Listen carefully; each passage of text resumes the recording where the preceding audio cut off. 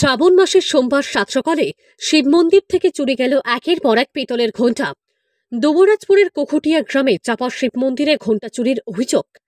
রাতের অন্ধকারে চুরির ঘটনা ঘটেছে বলে অভিযোগ। মন্দিরের বিভিন্ন জায়গায় ছোট বড় মিলিয়ে বেশ কয়েকটি ঘণ্টা লাগানো ছিল।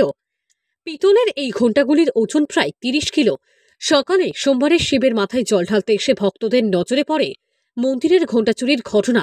চুরির খবর পেয়ে ঘটনাস্থলে আসে দুবরাজপুর থানার পুলিশ। শুরু হয়েছে তদন্ত। প্রাথমিকভাবে মনে করা হচ্ছে গ্যাস কাটার দিয়ে কেটে চুরি করা হয়েছে ঘণ্টাগুলি। আমাদের দুবরাজপুর কুকুটিয়া গ্রাম চাপা শিব মন্দিরে আমাদের কাল রাত্রে 10-12টা ঘন্টা চুরি হয়ে যায়। সেটা আমরা সকালে এসে দেখতে পাই। 10-12টা ঘন্টার ওজন প্রায় 30 কিলো মতন হবে। এগুলো সকালে এসে আমরা দেখি যে নেই, এগুলো চুরি হয়ে গেছে। ঘন্টাগুলো সব ওই মন্দিরের ছাদের মধ্যে রড ছিল, রডের মধ্যে দেওয়া ছিল। ওগুলো সব দেখি যে ট্রান্সফার পাতি নয়, গ্রিল মেশিন দিয়ে পথে কাটা হয়েছে রডগুলোকে। ওগুলো কাটার পরে চুরি করে নিয়ে যায়। রাত্রে এখানে কেউ থাকে না।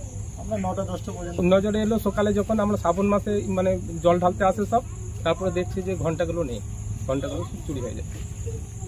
হ্যাঁ, এগুলো সব ভক্ত